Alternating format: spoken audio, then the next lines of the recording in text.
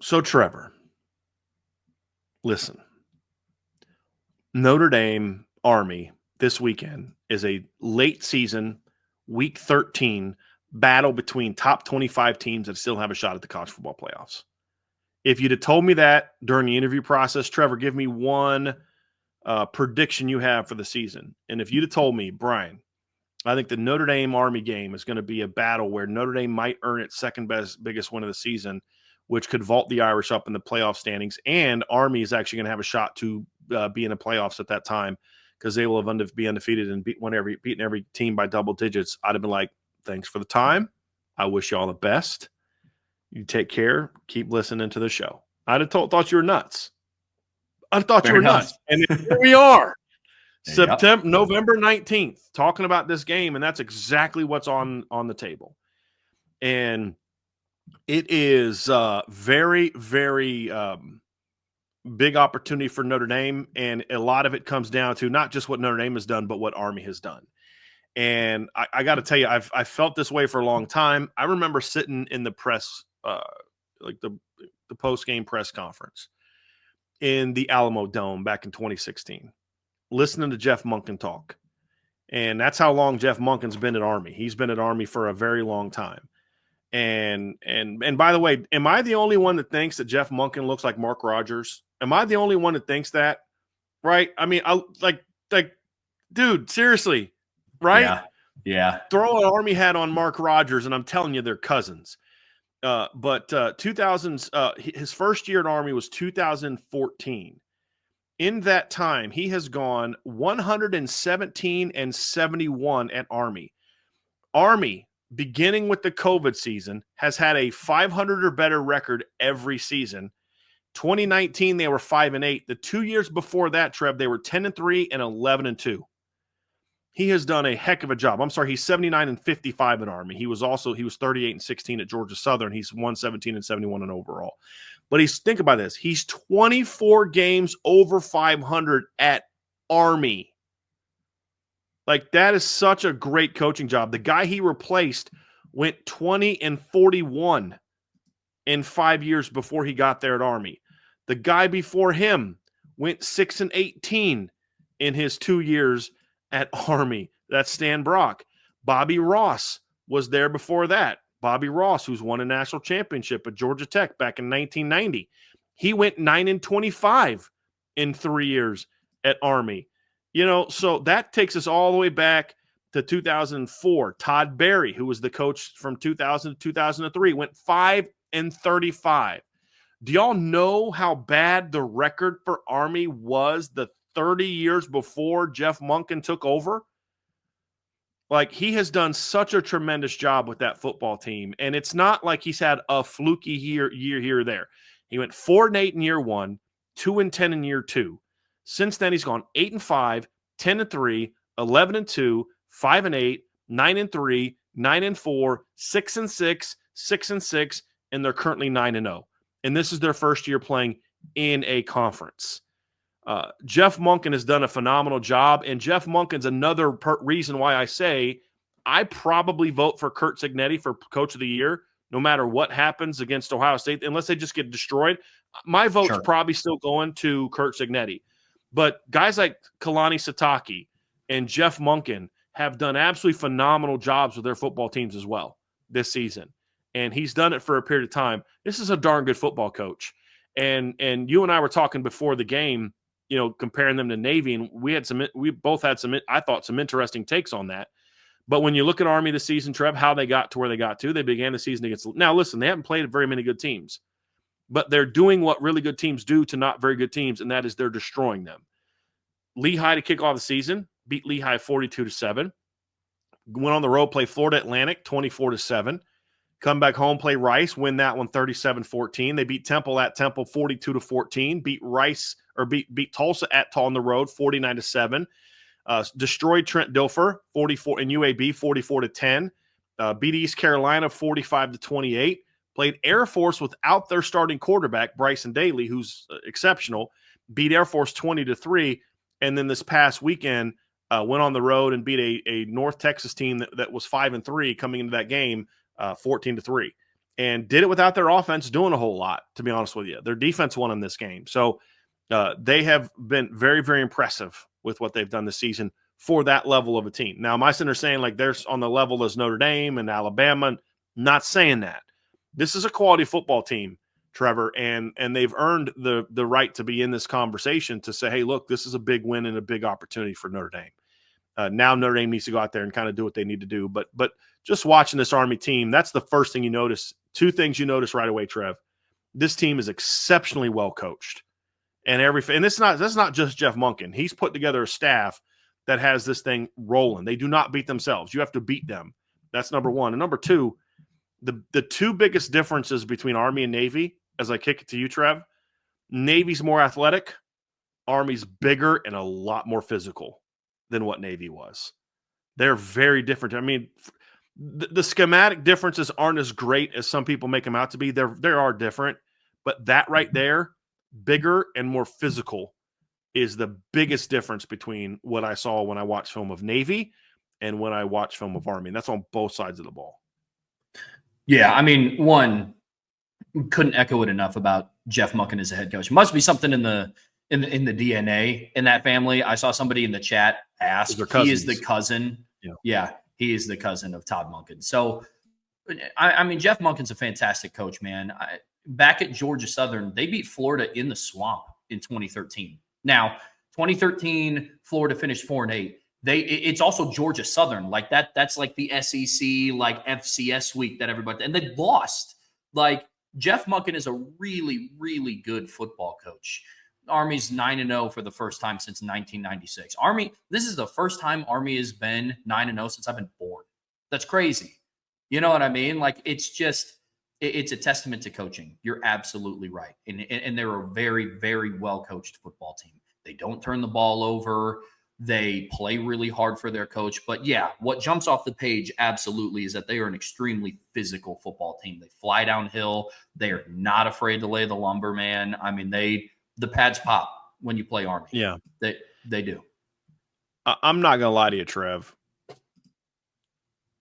When I watch this game play, some people are going to like that I say this, but I'm going to say it anyway.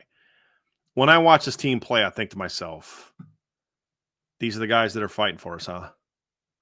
We're going to be all right. You know what I mean? Like, yeah, we're going to be all right.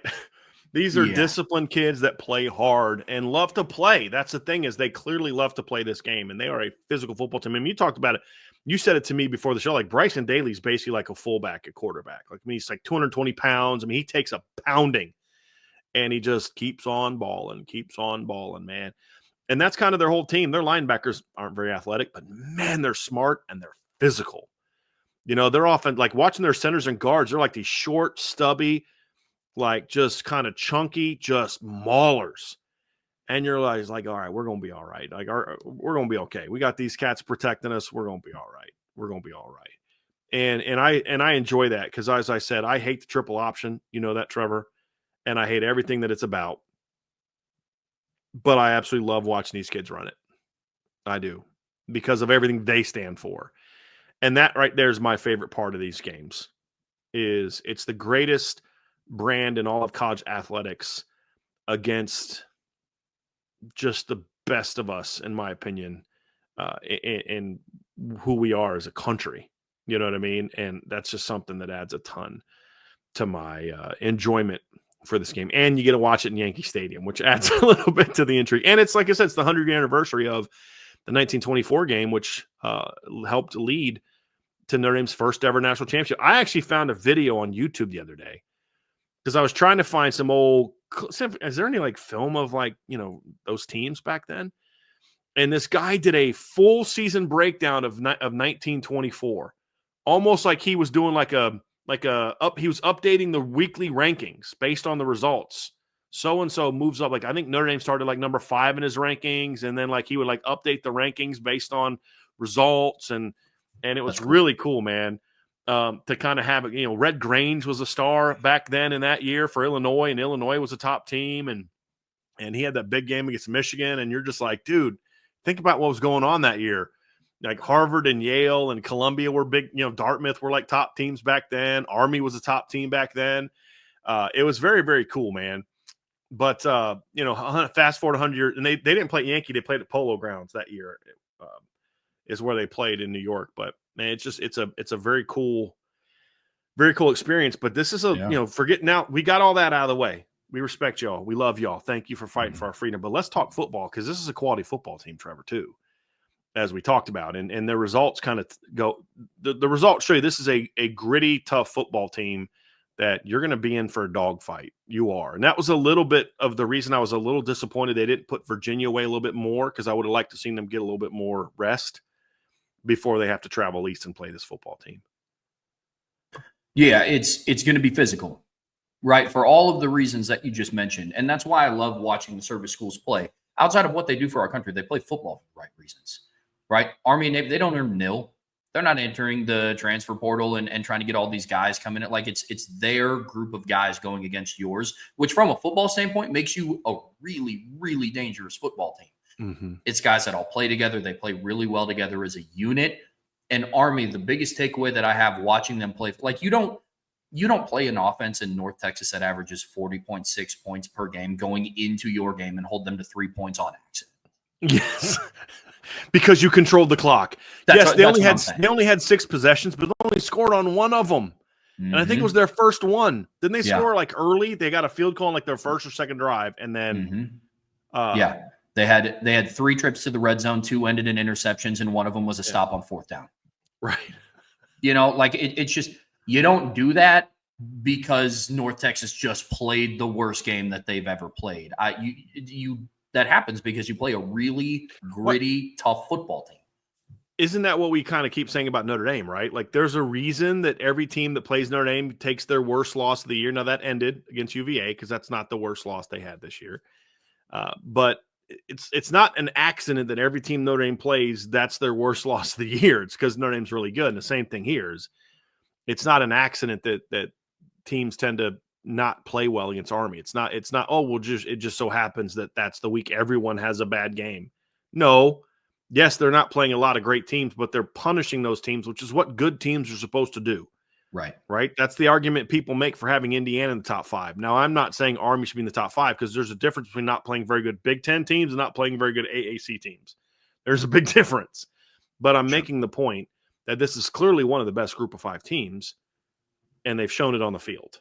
And now Notre Dame's going to have to be in for a battle. Trevor, let's talk about this Army offense. It is a traditional option offense in a lot of ways.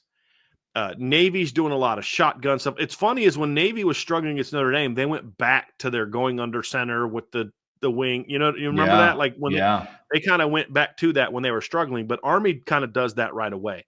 They will do some pistol. They will do some shotgun, but they have been primarily an under center team. And let's talk about some of the things about Army that make them a challenging team. And the first one is when you look at their offensive line, Trevor, they fit what they're trying to do very well in that they are a hammer. Their offense is a hammer. It is not finesse. They're coming right at you. All the perimeter stuff is all complementary to we're coming right at you. And when you look at their offensive line, their left tackle and right tackle are both 6'6", 295, 297 guys. So big, tall, long guys. But on the inside, their center is 6'1", 295, and he looks a lot chunkier than 295. Their left guard is 6'2", 315, and their right guard is 6'4", 309. They are short, stout, and physical up the middle. And that's what makes their fullback runs and their quarterback runs so effective on top of the quality of those athletes. It's that right there. Those guys are very, very good players. And look, an option team relies on a lot of different things, right? You've got to have a quarterback. You've got to have a fullback. You've got to have all these different things. And, you look at kind of what they did, Trev, and against actually, I'm sorry. I just read you. I'm an idiot. I just read you the depth chart for North Texas. So that's my bad. No, you're good. So, I was gonna say yeah, I think I looked at the interior of yeah, Navy's and I was like, oh yeah, gosh, I messed up an article. I got to go back yeah. and No, no, yeah. no, no. That's on me. I was looking at the game notes for North Texas and gave you North Texas's depth chart. So I apologize. This is the bummer when the only bummer about doing things live is when you do things like that. You kind of look back like, well, wish we could edit that out of there, but we can't. But anyway, when you look at Army, Trev, do you have their heights and weights in front of you while I pull up their depth? Because they just released their game notes for the Notre Dame game. I have their interior. I don't Okay. have the tackles. Now I know left guard from left guard to right guard. Left guard is 6'1", 290. Center is 6 foot 313. Okay, Right see, I guard was is right. 6. He does look Yeah. chunkier than 295. Yeah. So I that wasn't was making right. it up. Yes. You are right. Yeah. Yes. Absolutely. And then right guard is 6'1", 310. Yes. So that fits more with what they look like. Short, stout, stocky guys, physical guys. Their tackles numbers it's 60 and 65. They are let's see, 6'4", 6'3", 276, and then 6'3", 305. So I actually when I first looked at now, actually, I'm sorry, they have 265 60s who are both offensive linemen. Thank you for that. Their starter is 6'4", 315. This is one of the heavier lines that Notre Dame has played this season, Trevor. Yeah, it is. Yeah. And they're stout, which means the pound per square inch basically is a lot more than we've seen. But it really starts with those guys. Their physicality, their toughness, they're maulers. I mean, they are. I mean, like where Navy's like trying to use athletic guys to get to the second level and work through on veer. The one biggest difference that I say about the Army offense is they like to have their offensive linemen drill at the first level and let that clog up wherever the linebackers are going. Did you notice that too? Like they don't seem to be as focused on getting their linemen to the second level like a lot of option teams are.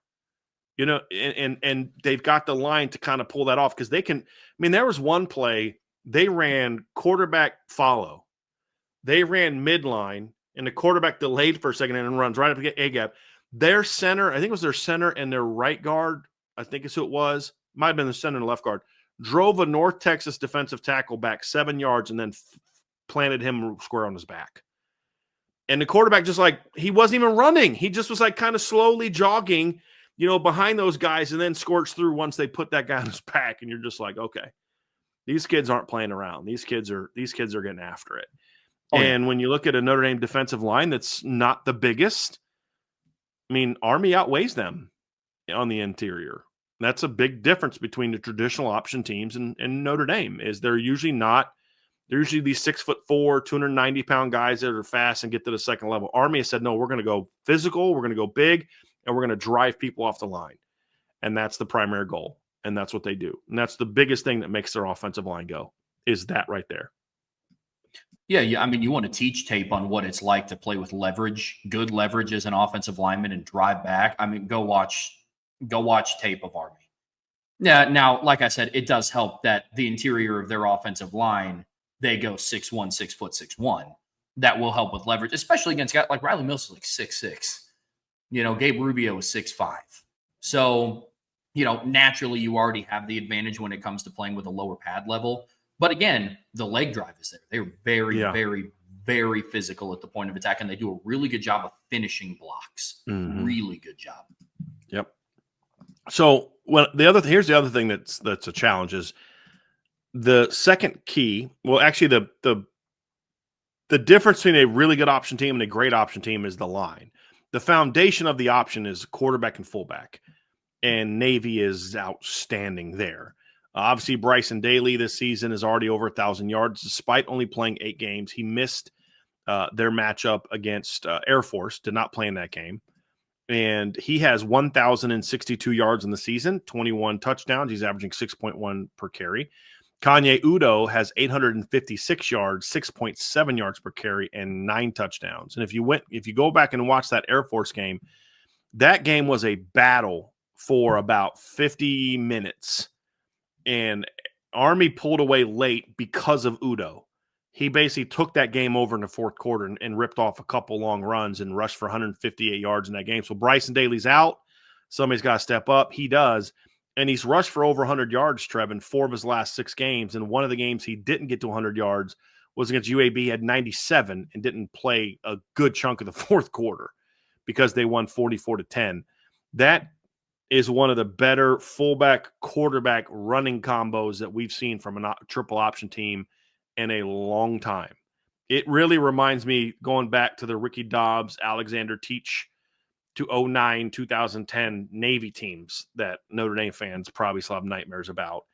So that is what ultimately is the O-line's the driving force, but what makes it dynamic are those two guys. So personnel-wise, how do you stop Army? Figure out how to slow those two guys down. That's it. Now, I don't know how you do that, but that's the key, is trying to slow down those two guys, because that's really it. I mean, they're slot backs and those, I mean, they're nice players and they can make big plays, but this really comes down to Udo and Daly. That's really what it comes down to.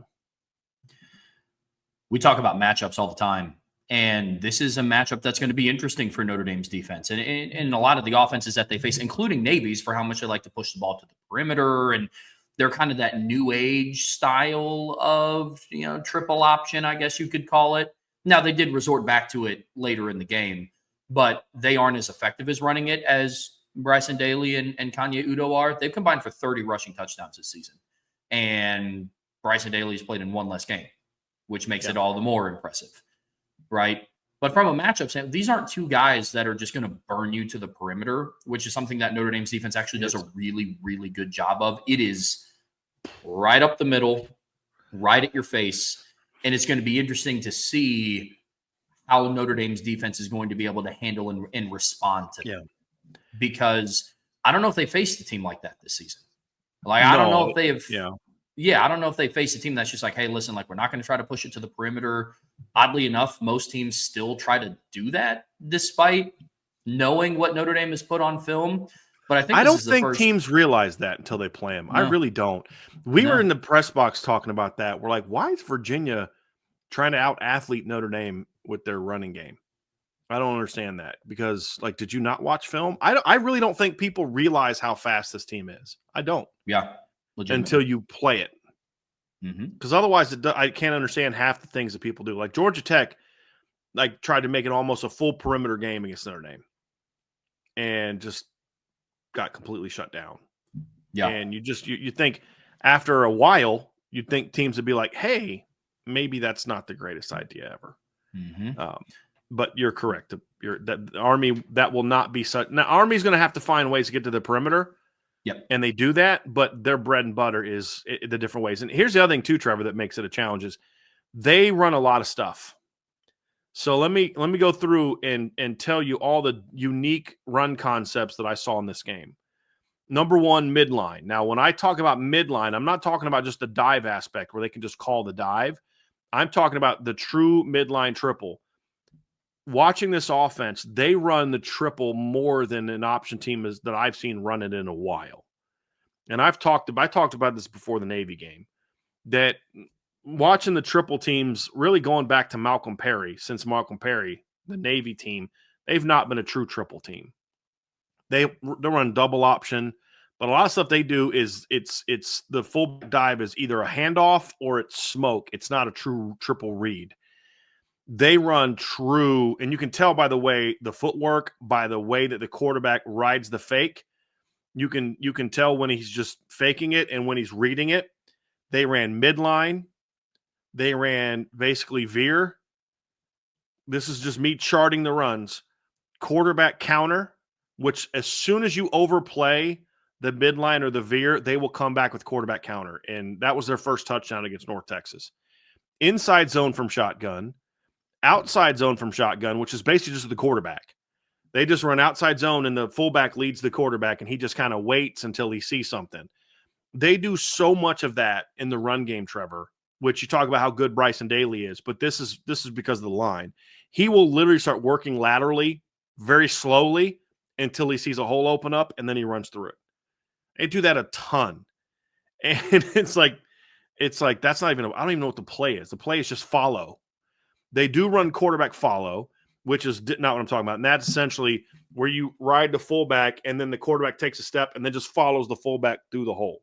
That is not – that may look like he's just, he's making – no, that's a design play, quarterback duck. They'll run toss.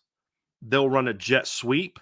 This is all just from the North Texas game, Trevor. This isn't even like over the course of – this is just North Texas.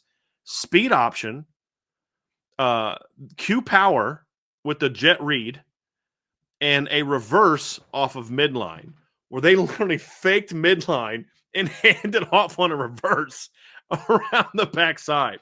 That's just the North Texas game, Trevor, that you have to prepare for all that. There's a lot to this, and it's all run game stuff.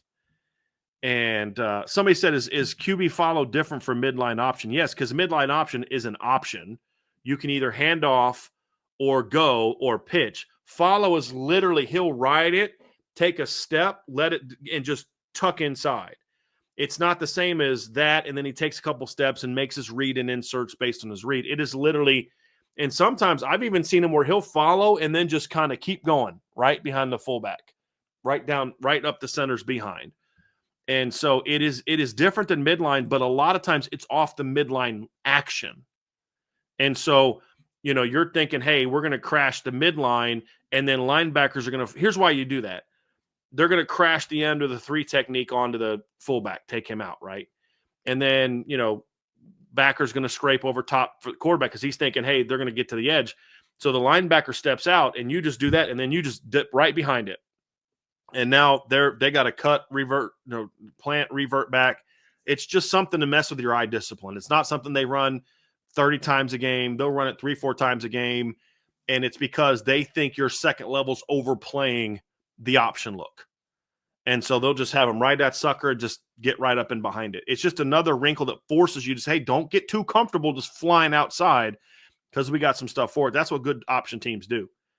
Like, hey, if you're flying outside, we're going to have some stuff trap. We're going to have – and I didn't see any trap in this game either, Trevor, from them. And I know I've seen it from them in the past.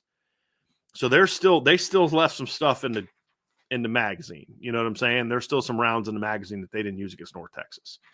But that's what they did to control the game against North Texas. And I promise you, folks, against Notre Dame, they're going to try a similar game plan of we are going to make sure Notre Dame's offense is not on the field at all in this game and wear down that undersized but athletic Notre Dame defense. Because they're going to look at Notre Dame and say, there's no way we can run with these guys. No way.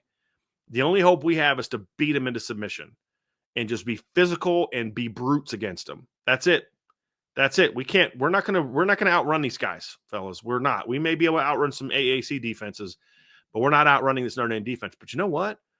They have a 275-pound nose tackle. And if their starter All-American's not playing, and if their All-American's playing, he's 285. Their ends aren't that big. They're kind of long, so we can chop them. And their linebackers are not the biggest guys in the world outside of Kingston and Drake. They're really fast. Let's make Jack Kaiser come downhill and go toe-to-toe with our 300-plus pound guard and center. Let's make Jaden Osbury come downhill and play big boy football against our guard and center. Because if we start letting those guys work laterally, we're toast. We're toast. Now, they'll do some quick hitters and some things like that, but this is going to be a bully game. They're going to try to bully Notre Dame right up the middle, and that's going to be a big, big key for Notre Dame, Trev. And that's the one big difference between them and Navy. Navy is a lot more intricate. They're not as big. They're not as physical. They're faster, in my opinion, and they throw the ball more effectively. At least they did until Notre Dame broke them. But Army is like, if Army could only throw 2-3 passes a game, they'd be very happy. Very different mindset. Very different mindset with them. So that's the biggest thing with them, Trev. What Army does a really good job of is forcing opponents to play almost perfect complementary football. Like legit. Like that's why, excuse me, you had a team like North Texas score 3 points against them. Not only did they limit the possessions, they did a really good job in those limited possessions. I mean, Army also, it's not like North Texas had 6 offensive possessions and Army had 19, right? Like, I mean, I think Army had like 7. They just eat the football. I mean, Army went on a 43-yard drive that resulted in 0 points, but it took over 10 minutes off the clock. That's crazy. They went on, I know it went viral and everything, but they went on a 21 play, 94-yard drive that took up a quarter. So that's what Army does so well, is they put teams in a bind to not only Notre Dame has relied on their defense kind of opening up the margin for error for the other two phases of the game, right? Like it's, special teams might not have covered this as well, or special teams might have fumbled or something or muffed the kick. Our defense is good enough to kind of bail us out. Notre Dame's offense has sputtered at times, and they go on, quarter-long droughts of scoring or quarter-long droughts of putting together multiple scoring drives. But we know the defense is going to get the ball back to us, within 2.5 minutes, and we can kind of reset. That's not going to be the case on Saturday. If it is, we're talking about a football game that's not that close, right?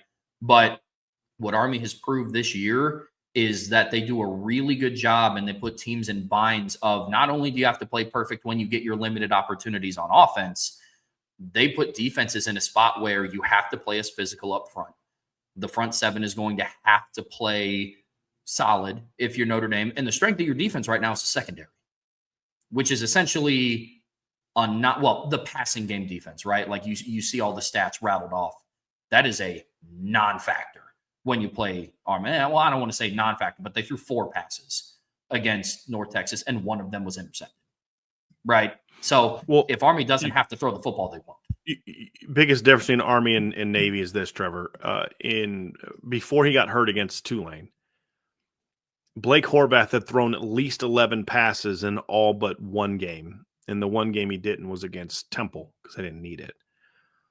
Bryson Daily has only thrown more than 9 passes a game once, and that was 10 against East Carolina. He's attempted 6, 4, 9, 6, 5, 7, 10, and like you said, he attempted 4 passes against North Texas. Mm-hmm. So in 1, 2, 3 of his 8 starts this season, he has thrown 5 or fewer passes in a game. They are an old school option team with some very intriguing wrinkles. There's no doubt. And